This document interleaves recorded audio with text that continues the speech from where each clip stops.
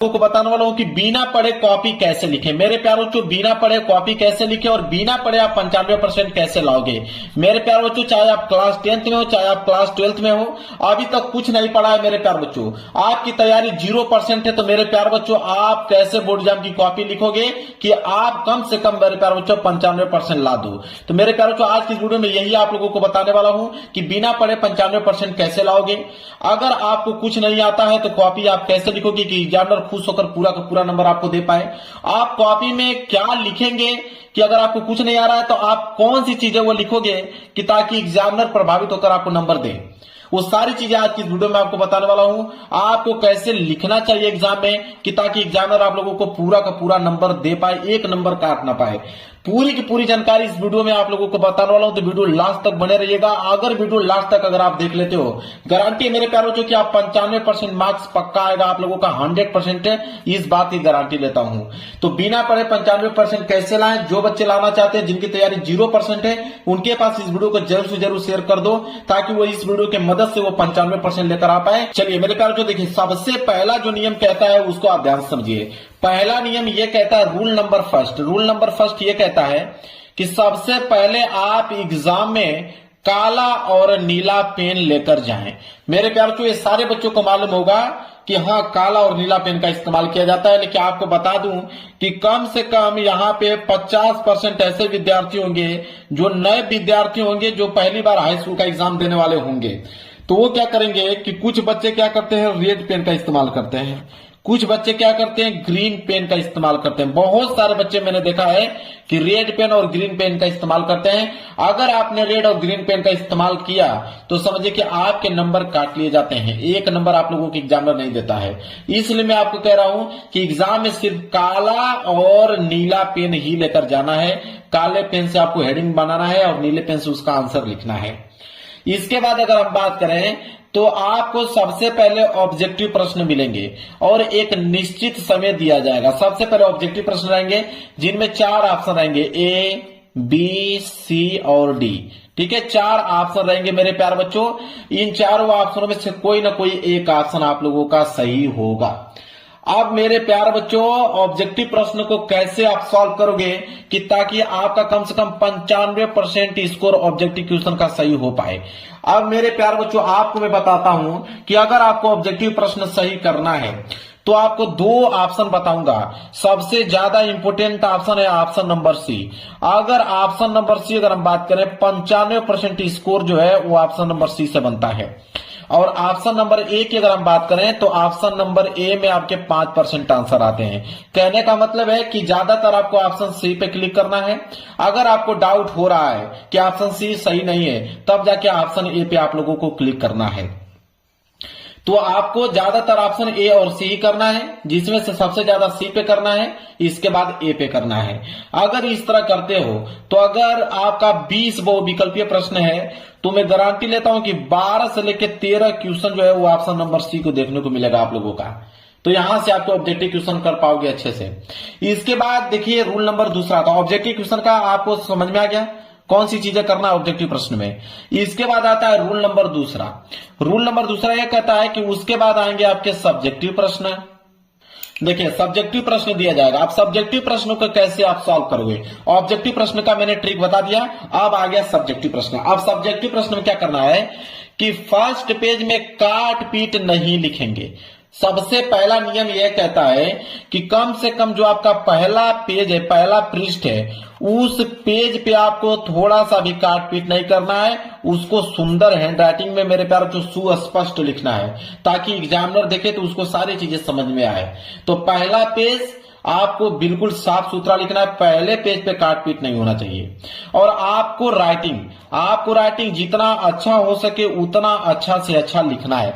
आप जितना अच्छा लिख सको उतना अच्छा आपकी हैंडराइटिंग होना चाहिए, क्योंकि हैंडराइटिंग में मेरे प्यारे बच्चों अगर हम बताएं आपको 70% जो स्कोर मिलता है, आपको रियलिटी चीज बताता हूं, 70% स्कोर हैंडराइटिंग पे निर्भर करता है। जितनी खूबसूरत हैंडराइटिंग रहेगी आप मेरे प्यारे बच्चों 70% स्कोर ऐसे ही कर पाओगे हैंडराइटिंग से। बाकी आप प्रश्न कैसे करना है, कैसे लिखना है, बस आप धैर्य बनाए रखिए, मैं लास्ट में आपको खुद बता दूंगा। कोई प्रश्न अगर बिल्कुल नहीं आ रहा है, बिल्कुल भी कोई प्रश्न अगर नहीं आ रहा है तो उसको आप कैसे लिखकर पूरा का पूरा नंबर ले पाओगे, मैं खुद बताने वाला हूं। तो क्लियर आ गया। पहले पेज में आपको काट पीट नहीं करना है, ये सोचिए कि पूरी कॉपी में ही काट पीट नहीं करना। अगर पूरी कॉपी में अगर काट पीट नहीं करोगे तो समझिए कि नंबर तो बहुत ज्यादा ही आपको मिलने वाले हैं, और हैंड राइटिंग आपकी अच्छी होनी चाहिए। इसके बाद आता है रूल नंबर तीसरा। रूल नंबर तीसरा क्या कहता है उसको समझिए। रूल नंबर तीसरा यह कहता है कि जब आपको प्रश्न कॉपी मिलेगा तो उस समय आप प्रश्न को सही सही जरूर पढ़ें। बहुत सारे बच्चे गलती क्या करते हैं कि जब उनको कॉपी मिल जाता है और पेपर मिल जाता है तो वो बिना पढ़े तुरंत लिखना स्टार्ट कर देते हैं, और बहुत सारे बच्चों को तो कुछ समझ आता ही नहीं है तो वो कॉपी लेकर और पेपर लेकर बैठे ही रहते हैं। तो आप ये काम नहीं करना, जो तरीका बता रहा हूं वो काम करना। जब आपको पेपर मिल जाए तो कॉपी को आपको बहुत सही ढंग से पढ़ना है, आपको कॉपी को बहुत सही ढंग से पढ़ना है। और पढ़ने के बाद जो प्रश्न आपको लग रहा है कि थोड़ा बहुत कि मैं इसको कर सकता हूं, उस पर आप ट्रिक लगा दीजिए कि हाँ इसका आंसर पूरा तो नहीं मालूम है लेकिन मैं बनाकर थोड़ा बहुत लिख सकता हूं, तो उसको आप ट्रिक लगा लीजिए। और जो प्रश्न अगर आपको आ रहा है सही सही, उसको आप पहले ट्रिक लगा लीजिए और उसको पहले करना है। जब उसको पहले करोगे तो आप कभी भी काट पीट नहीं कर सकते हो, क्योंकि वो प्रश्न आपको याद होगा, आप सही सही लिखोगे। तो ये काम आपको करना है कि जब आपको प्रश्न कॉपी मिले तो उस समय आप प्रश्न को सही सही जरूर पढ़ें। इसके बाद मेरे प्यारे बच्चों, कॉपी लिखते समय आप उसमें गलत शब्द का प्रयोग करना ही नहीं है। बहुत सारे बच्चे गाना लिखकर चले आते हैं, गाली लिखकर चले आते हैं, कसम दिलाने लगते हैं कि मुझको पास कर दीजिए। तो ये कसम, गाली, गाना, ये सीन लिखना ही नहीं है। अगर ये सारी चीजें अगर आपने लिख दिया तो समझिए कि फेल तो आप कंफर्म हो गए, फेल तो आप 100% हो गए अगर इन चीजों को इंक्लूड कर दिया अपने कॉपी में। तो ये सारी चीजें से आपको दूर रहना है। नहीं आ रहा तो मैं खुद आपको लास्ट में बता दूंगा, कोई प्रश्न नहीं आ रहा तो उसको आप कैसे करोगे, आप उस तरह आंसर बना के लिखना, लेकिन गाना, गाली, कसम ये सब मत लिखना। अब आएंगे रूल नंबर 4 की तरफ। रूल नंबर 4 क्या कहता है उसको समझिए। रूल नंबर चौथा यह कहता है कि सभी प्रश्नों का जवाब देना है, कोई भी प्रश्न छोड़ के नहीं आना है। मेरे प्यारों जो सबसे इंपॉर्टेंट चीज यह है कि आपको यही काम करना है। अगर आपको 95% लाना है तो पहला नियम तो यही कहता है कि अगर उसमें 20 प्रश्न दिए हैं या 25 प्रश्न दिए हैं या 30 प्रश्न, जितना भी प्रश्न दिया गया है, आपको एक प्रश्न भी छोड़कर नहीं आना है। सारे के सारे प्रश्नों का जवाब देना है, भले ही आप बनाकर उसको लिखो या जो मैं तरीका आपको बताऊंगा उस तरीका से लिखो, गलत ही कुछ ना कुछ लिखो उसमें बनाकर, लेकिन आपको एक भी प्रश्न छोड़ना नहीं है। अगर एक भी प्रश्न नहीं छोड़ोगे, जो तरीका बताऊंगा उसको अपनाकर लिख दोगे, 95% मार्क्स बिल्कुल आप लोगों का पक्का हो जाएगा। देखिए मेरे प्यारों जो आगे क्या है कि अगर आपको आता है, अगर कोई भी प्रश्न अगर आपको आता है तो पूरा लिखें, नहीं तो आधा भी जरूर लिखें। बहुत सारे बच्चे क्या करते हैं कि जब उनको कोई भी प्रश्न आधा आता है तो वो आधा लिखना नहीं चाहते, वो सोचते हैं कि गलत हो जाएगा। ऐसा कुछ होता ही नहीं है। अगर कोई प्रश्न अगर आपको आधा आता है तो उसका आधा लिखिए, और जो मैं ट्रिक बताऊंगा उस ट्रिक के मदद से आधा लिख दीजिएगा, आपका प्रश्न पूरा हो जाएगा। तो जो प्रश्न अगर आपको आता है तो उसको पूरा ही पूरा लिखें, नहीं तो आधा भी आ रहा है तो उसको जरूर से जरूर लिखें, और आधा प्रश्न का उत्तर जो मैं ट्रिक बताऊंगा उस ट्रिक की मदद से लिख दीजिएगा। और क्योंकि एग्जामिनर आपको स्टेप मार्किंग का नंबर देता है, मेरे प्यारे बच्चों जितना स्टेप में आप क्वेश्चन को लिखे रहोगे, जितना पॉइंट बनाकर, ज्यादातर क्वेश्चन को आप पॉइंट बनाकर लिखने का प्रयास करें, सिर्फ फैक्ट चीज लिखने का प्रयास करें, एग्जामिनर उस पर ज्यादा नंबर देता है। तो जितना पॉइंट बनाकर चीजों को लिखोगे, जितना स्टेप में लिखोगे, ज्यादा बढ़ा चढ़ाकर थोड़ा सा एक्सप्लेन करके लिखोगे, नंबर उतने ही अधिक आपको मिलने वाले। यही काम आपको करना है। अगर आपको कोई प्रश्न नहीं आता है तो क्या करें? सबसे ज्यादा इंपॉर्टेंट तो यही नियम है, और सारे सब्जेक्ट में यही नियम लागू होगा कि किसी भी सब्जेक्ट का अगर आप पेपर दे रहे हो और कोई प्रश्न अगर आपको नहीं आ रहा है तो उस प्रश्न का जवाब आप कैसे दोगे कि ताकि एग्जामिनर आपको पूरा का पूरा नंबर दे पाए। मेन चीज यही है कि कोई प्रश्न नहीं आ रहा है तो उसको आप कैसे लिखकर पास करोगे। अब उसको समझिए। चलिए वही है रूल नंबर 5वां, कह रहा है कि जब आपको कैसे लिखना है यह जाने। सबसे मेन चीज है कि अगर कोई प्रश्न नहीं आ रहा है तो उसको लिखने का तरीका क्या है? तरीका हुआ है मेरे प्यारों बच्चों, वो तरीका है कीवर्ड का, वो चीज है कीवर्ड का। अब कीवर्ड बहुत सारे बच्चे कंफ्यूज होंगे, कीवर्ड क्या है?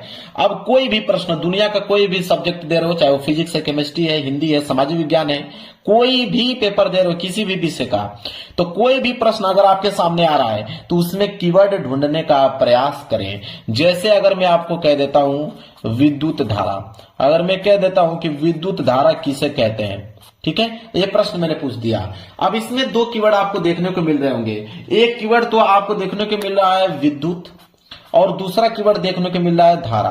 तो विद्युत के बारे में जो कुछ जानते हो, विद्युत के बारे में लिखना यहां पे चालू कर दो। अगर विद्युत के बारे में नहीं जानते हो तो धारा के बारे में लिखना चालू कर दो। ऐसे हर एक प्रश्न में आपको कम से कम 2 से लेकर 3 कीवर्ड मिल जाएंगे, और वो 2-3 कीवर्ड में किसी कीवर्ड के बारे में अगर आप जानते हो उसी को पकड़िए, लिखना चालू कर दीजिए। मेरे प्यारे बच्चों, यही नियम आपको फॉलो करते सारे प्रश्नों का जवाब देना है, ठीक है। गलत शब्द नहीं लिखना है, गाली गलौज नहीं लिखना है, कसम नहीं दिलाना है, गाना नहीं लिखना है। आप उन्हीं चीजों को रिलेटेड करके बनाकर लिखिए, लेकिन वो सारी चीजें नहीं लिखना है। दूसरा नियम क्या कहता है उसको समझिए। दूसरा नियम आता है हैंड राइटिंग पे। कोई चीज अगर आप बना के लिख रहे हो तो उसको तो लिखिए, लेकिन दूसरा नियम कहता है हैंड राइटिंग पे। आपकी हैंड राइटिंग बिल्कुल मेरे प्यारे बच्चों साफ सुथरी होनी चाहिए, ठीक है। गलत भी लिख रहे हो तो उसको अच्छे से लिखो ताकि एग्जामिनर उसको पढ़ पाए अच्छे से मेरे प्यारे बच्चों। तो हैंड राइटिंग का बड़ा रोल है। आपकी हैंड राइटिंग अगर नहीं सही है तो आप उसको सही करने का प्रयास कीजिए, अभी से प्रैक्टिस कीजिए। सिर्फ हैंड राइटिंग में हमेशा रोज कम से कम 4 से लेकर 5 पेज लिखने का प्रयास कीजिए, क्योंकि हैंड राइटिंग पे ही आपको नंबर मिलने वाले हैं। अगर कोई प्रश्न नहीं आता है तो आप हैंड राइटिंग में सुधार कीजिए, कीवर्ड के माध्यम से उसको बनाकर लिख दीजिए। इसके बाद आता है तीसरा नियम। तीसरा नियम है हेडिंग। मेरे प्यारे बच्चों, एग्जामिनर पूरा नहीं पढ़ता है, वो ज्यादातर हेडिंग देखता है कि हेडिंग आपने बिल्कुल सही लिखा है कि नहीं।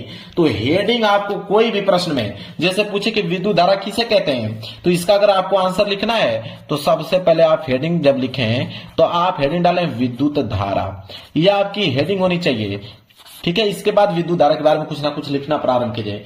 बहुत सारे जो एग्जामिनर होते हैं वो सिर्फ हेडिंग को देख के ही नंबर दे देते हैं कि आपने हेडिंग डाला है, मतलब आप पढ़ने में टैलेंट हो, अच्छे तरीके से आपने कॉपी लिखा हुआ है।